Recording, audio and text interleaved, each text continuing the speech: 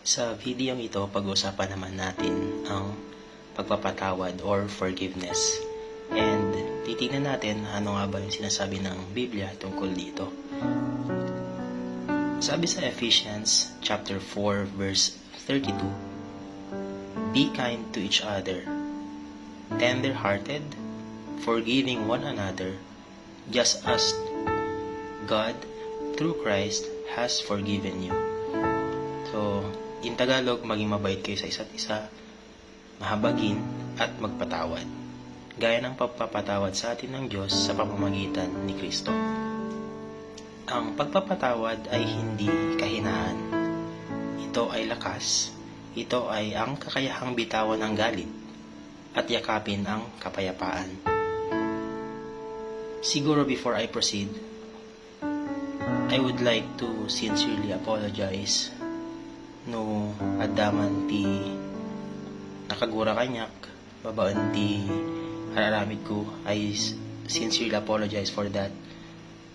Amok nga sometimes as human beings we are controlled by our emotions. Nado makapuntot tayo or dahil sa mga pangyayari sa mga paligid natin na apektuhan ng how would we react. And maybe kung isa man po kayo sa mga nasaktan ko or mga taong in some ways nagalit sa akin dahil sa mga nagawa ko, sana po ay mapatawad niyo ako. And thinking about forgiveness, this happened this week when I'm reading these verses, specifically in Matthew chapter 6 verse 14. Sabi dito, "If you forgive those who sin against you, your heavenly Father will forgive you." So, kung pinapatawad nyo ang mga nagkakasala sa inyo or nagkasala sa inyo, papatawaran din kayo ng inyong Ama sa langit. And as I was saying, when I read this verse or this specific verse, na panunod ko dagiti napasamak iti napalabas. Of course, siguro lahat naman tayo naranasan din nating say maapi or in some ways parang treated unfairly sa buhay natin. And on those times, siguro nagagalit tayo or may hinanakit tayo na possible na dinala natin hanggang sa paglaki natin. And of course, I would say na guilty din ako doon. Kasi madami din mga pagsubok na napagdaanan previously, and masasabi ko din na in some ways we're treated unfairly. On those times, nakaramdam din ako ng galit, of course, ng hinanakit. Gusto kong maghiganti. Gusto kong sabihin na at some point in your life is hindi na mangyayari to. In a way na parang you're striving to be good, to be better in your life, para masabi sa sarili mo na kaya ko kayo. Diba? And I think when you read the Bible, it is necessary na dapat mawala yun sa atin. And as written in this scripture, sabi niya, "If you forgive those who sin against you, your heavenly Father will forgive you."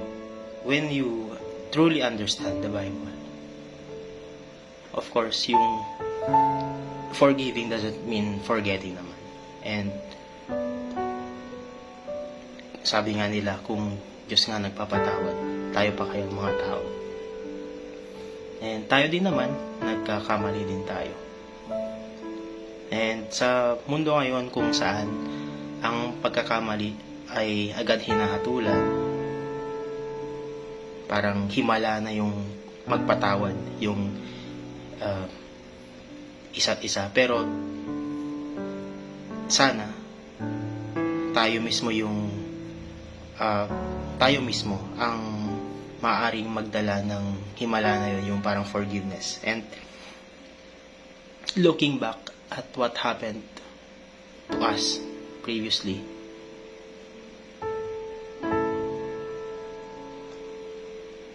yun, maaaring meron pa rin sakit, meron pa rin kirot on how you were treated unfairly back then. But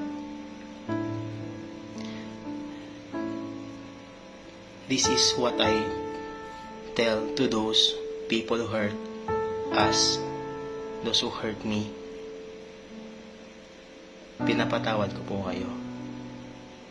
Kung ano man po yung mga nagawa niyong kasalanan, be it intentional or unknowingly na nagawa niyo po yun, pinapatawad ko po kayo.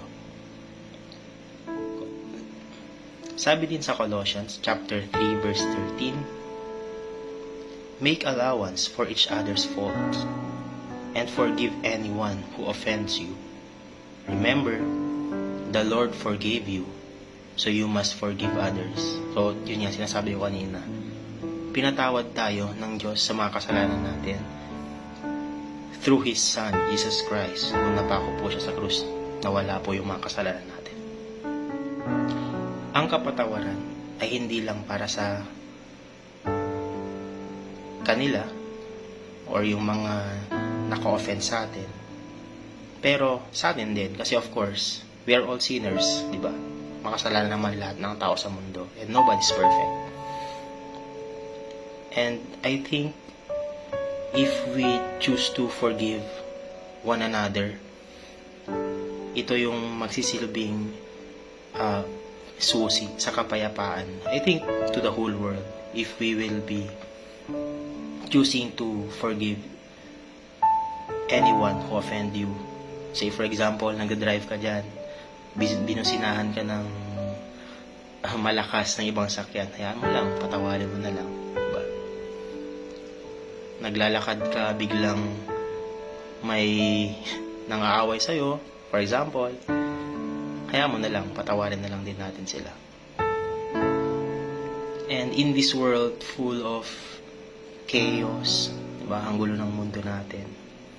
Daming pwedeng mag-cause ng galit sa puso natin. Be it an event, other people. Hopefully, at the end of the day, we will choose to forgive. And we will choose to remember the scripture saying, if you forgive those who sin against you, your heavenly Father will forgive you.